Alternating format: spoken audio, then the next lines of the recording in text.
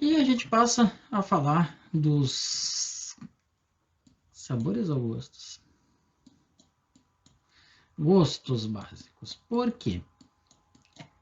Porque sabor é, na realidade, gosto mais aroma, uns aromas que a gente sente em boca. O correto para essas coisas que a gente sente, que tem papilas gustativas específicas, são gostos. Tem basicamente 4 grandes centros aí com papilas específicas para sabores. Doce na ponta da língua, amargo aqui profundo, uh, salgado como se fosse na parte mais interna da língua e ácido nas laterais. E às vezes o desenho de salgado aparece diferente em alguns lugares. Eu particularmente entendo que é bem esse aqui da parte interna da língua. Veja só. Aí alguém vai dizer, sempre tem, né? Mas isso já está provado que não é verdade, que não existe. Nunca foi dito que não existe, nunca se disse que só sentia esses gostos nessas regiões. A realidade é, essas regiões concentram mais papilas específicas para esses gostos. Isso se confirma claramente aí em atividades fáceis de degustação. Por exemplo, quando tem algumas taças que elas têm, uma taça para vinho Sauternes, que é um vinho famoso, bem doce, ela tem como se fosse assim uma boca volteada para quê? Para que se passe por cima de onde sente a doçura. Da mesma forma, eu gosto muito de falar em efeito Campari, vou usar a marca do bitter, a bebida que todo mundo deve conhecer. Campari é bastante doce, a gente só percebe ele doce, não tão doce, por causa de amargor que ele tem, depois eu vou falar em sinergia, mas a gente percebe ele muito amargo. Por quê? Porque o último lugar que ele passa na nossa boca é lá no fundo da língua, então a gente engole e tem um fel na boca, né? Efeito Campari, que eu gosto de chamar. Tem clichês assim que eu uso, esse é um deles. E na prática a gente consegue perceber que se a gente arquear a língua, parecido com o que era aquela do Drops, né, aquela propaganda do Drops, e aí eu estou entregando a minha idade, a gente consegue perceber com um vinho na boca. Agora meu aparelho não ajudou. Foi uma desculpa tomar mais um gole, não, mas realmente grudou na boca aqui, não consegui. Então por a língua para fora vai derramar. Mas se eu tiver com... E não sei exatamente fazer isso, mas eu tô aproximar, grudar a língua no céu da boca e conseguir distribuir o vinho para cá,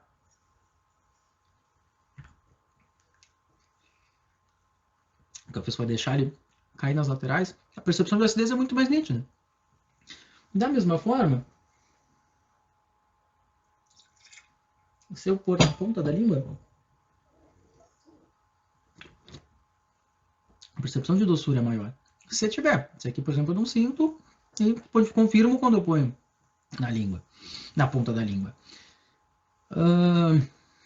Esse sabor salgado pode aparecer. E essa é uma das únicas respostas corretas sobre aromas minerais, sobre minerais, influência de minerais do solo no vinho, tá? Quanto mais mineral tem a região, e dependendo da uva, né, que retira mais ou menos minerais, mais a gente tem a presença do sabor salgado. É uma das possibilidades para ter o sabor salgado. Ou algum desvio de fermentação, como por exemplo a criação do ácido butírico, que tem um pouco de sabor salgado.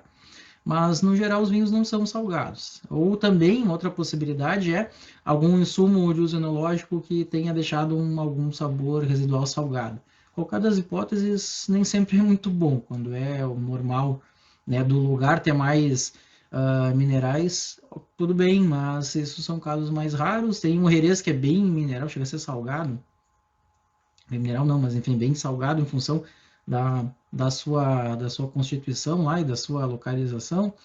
Mas é bem importante dizer, mineral no solo não quer dizer aroma mineral. E se fala muito de algumas associações de alguns tipos de solo e alguns aromas que exprimem no vinho, e isso tem pouca evidência científica, porque a criação dos aromas é basicamente em função da maturação da uva e dos aromas criados em fermentação e posteriormente em envelhecimento, amadurecimento e envelhecimento.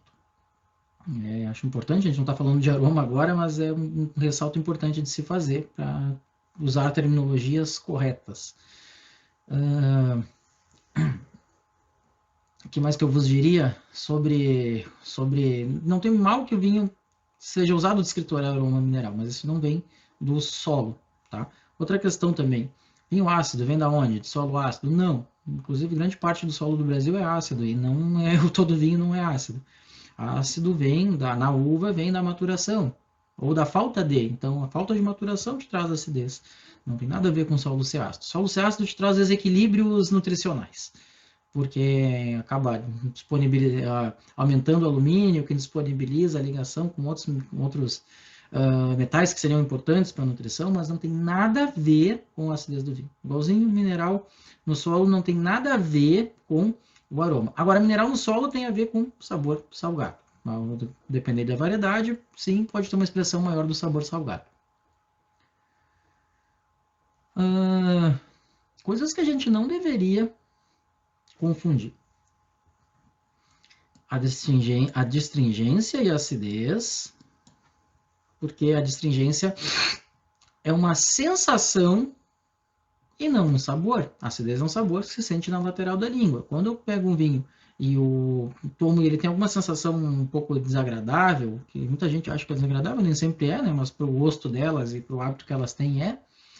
Né, eu costumo dizer que é amargo, que é azedo, que é qualquer coisa assim. O pessoal toma espumante brute, eu nunca me esqueço, Netinho de Paula, assim, eu não sei por que desgraça em algum momento da minha vida, num domingo qualquer, uns 20 anos atrás, dia de princesa.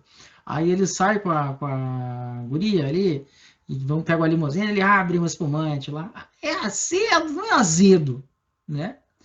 Falta de açúcar não significa nem amargor, nem acidez, significa sem açúcar. Nem amargor, nem. Não falei correto. E aí a gente tem essa coisa, a gente tem um problema de interpretar mal e não pensar muito, inclusive.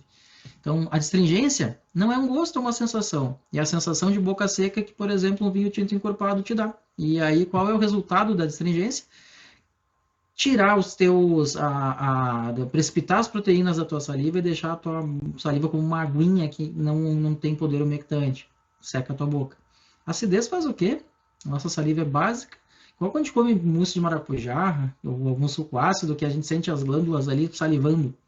Reação lógica do nosso organismo, tocar a saliva que tem o pH mais alto, e aí diminui a acidez, e aí a reação de acidez é salivação. Então não dá para confundir.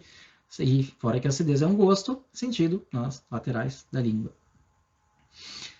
A distringência e amargor é mais clássica, assim, inclusive entre pessoas mais experimentadas e mais técnicas, porque os taninos costumam ser amargos, são os taninos que dão a distringência. Os taninos costumam ser amargos, não. Alguns taninos podem ser amargos, e aí às vezes eles coexistem e as pessoas ligam necessariamente a distringência a amargor. Amargor é um sabor sentido na base da língua, né, no fundo da língua.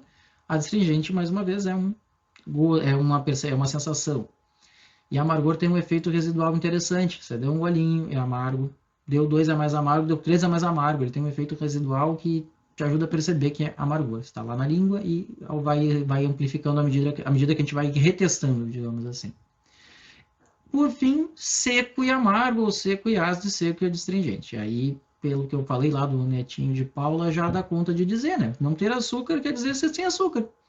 Pode ser amargo, pode ser ácido, pode ser adstringente ou pode não ser nada. Se eu pegar uma água e botar açúcar, ela fica doce. Se eu tirar o açúcar, ela fica sem doçura.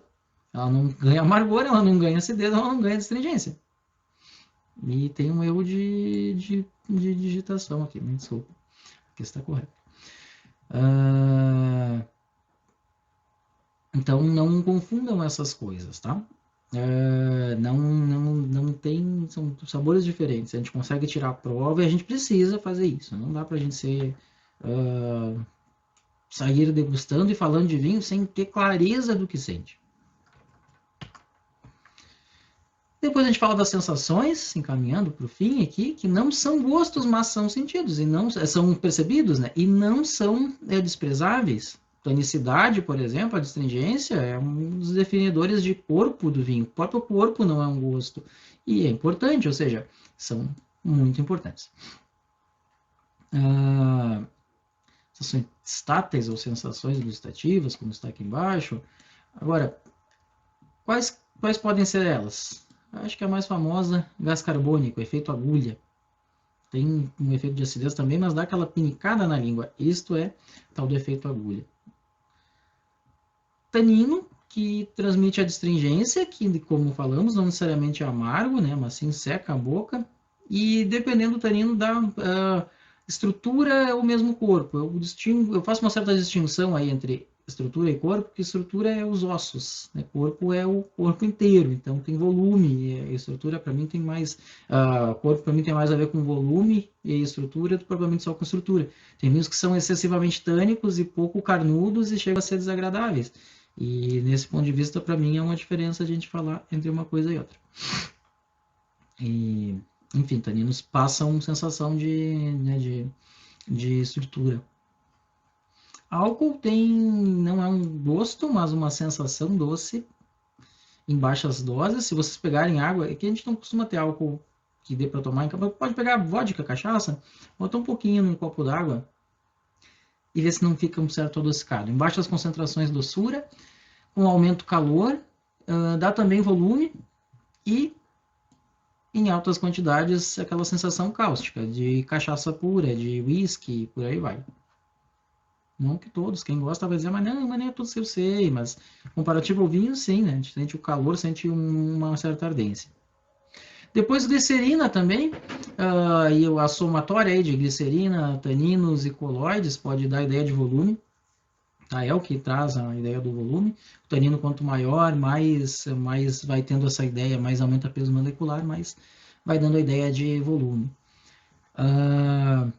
Untuosidade algumas vezes, por exemplo, um espumante de método tradicional com longa autólise que tem um certo cremoso, que, enfim, está dito aqui também, untuosidade e cremosidade tem uma certa relação.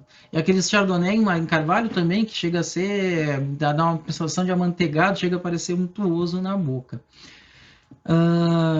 A própria untuosidade pode vir aí pode evocar a sedosidade, a maciez, né, uma cremosidade, ou mesmo uma sensação de vinho gorduroso, há vinhos que a gente descreve como gorduroso, e não está errado, que vem aí, sobretudo, né, como a gente falou, de glicerina, de proteínas, de coloides, né, de macromoléculas, e a sensação de calor, né, que pode ser aí devido ao álcool, e alguns vinhos têm uma certa sensação de mentol, que podem te dar uma pseudo-sensação de calor, e claro, a própria temperatura de serviço vai ser sentida em boca, mas não é o que dá a sensação, né? Esse é efetivamente o efeito térmico, que é a sensação que nos interessa. E corpo costuma vir aí do volume aparente, como se fosse assim o peso, a massa molar, aí, o peso molecular da bebida, que é um conceito errado, mas que é para se entender melhor. Tem a ver com densidade, tem a ver com quanto ele parece consistente, né? Tem relação com a astringência, já que dá peso, que efetivamente pode dar volume, e também tem a ver com a maciez, quando não puramente a astringência, como eu conceituei lá de estrutura e corpo, a gente pode ter uma ideia de maciez, de volume, tá? Normalmente isso aí é dado pelo álcool, pela glicerina, pelos taninos, não sozinhos, né, pelas proteínas e pelos coloides. E tem vinhos extremamente proteicos. Por exemplo, o moscatel tem muita proteína e é bem nítido. Por isso que a espuma dele é muito boa e por isso que ele é bem cremoso. Além da doçura, né, tem uma certa cremosidade.